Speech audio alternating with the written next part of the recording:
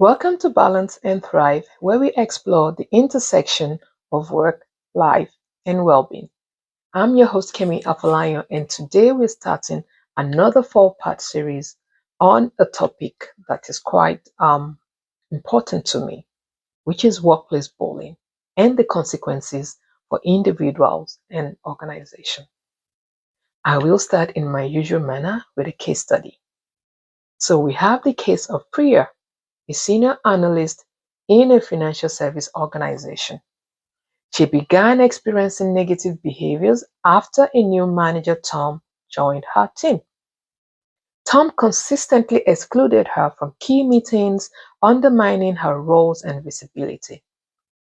He publicly criticized her work without justification and often in front of her colleagues. His micromanagement of Priya was excessive and in this situation not applied to others, creating a hostile work environment. Tom also spread damaging rumors about her competence to other managers, and he would ignore her contributions during discussion, effectively silencing her voice. These behaviors led to Priya experiencing anxiety, insomnia, and also reduced job performance. She reported them to HR, prompting a formal investigation, and the investigation confirmed a pattern of bullying, resulting in Tom's removal from his role and as well as organizational reform. This case highlights how subtle and persistent behaviors can constitute bullying and also severely impact employees' well-being and teams' morale. So there is no general agreement on the definition of workplace bullying. However, other labels have been used to explain the social construct, such as mobbing, harassment, abuse, workplace aggression, workplace incivility, and so on. So these are different taxonomies that have been used to define different negative and antisocial behaviors that can destroy interpersonal relationships in the workplace.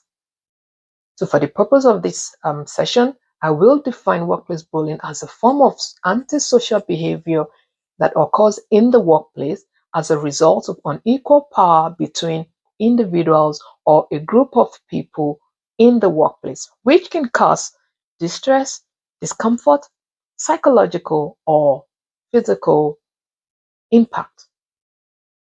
Workplace bullying is an escalating process and it occurs regularly or repeatedly rather than an isolated or single incident.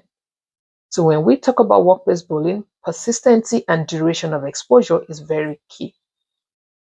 Also, it's not a conflict because sometimes conflict is an isolated event. However, workplace bullying may arise because of unresolved conflicts in the workplace. Bullying has negative consequences for the victim as well as the organization. And there is always a perceived sense of power imbalance. This is based on the argument that the target or victims of workplace bullying cannot defend themselves on an equal basis. So to understand how bullying occurs in the workplace, 3 levels have been identified. So first we have bullying occurring at the individual level. This is when we look at the psychosocial or the personality characteristics of individual. For instance, the demographic factors such as gender, age, race are all vulnerable factors that make someone to be at the receiving end of bullying. Then we have bullying at the organizational level, which looks at interaction at the organizational level. For instance, organizational culture, the structure, the job design, destructive leadership style, and so on. All these are some of the components that can enhance the climate for workplace bullying to grow. Then we have the group level, which looks at interaction between people. For instance, being a sole target or a sole perpetrator. So There is emphasis on the social classification or identification that creates an enabling ground for bullying to occur. All these levels point to power relations and dynamics, and there is always something that gives people a sense of power or lack of it. So, as I wrap up today, remember, workplace bullying is more than just a difficult personality or isolated conflicts.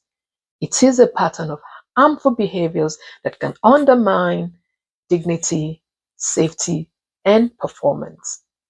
Recognizing it early and addressing both the behaviors and the conditions that allows it to thrive is essential to building a respectful and inclusive and psychologically safe workplace. This is all I have for you today on this episode.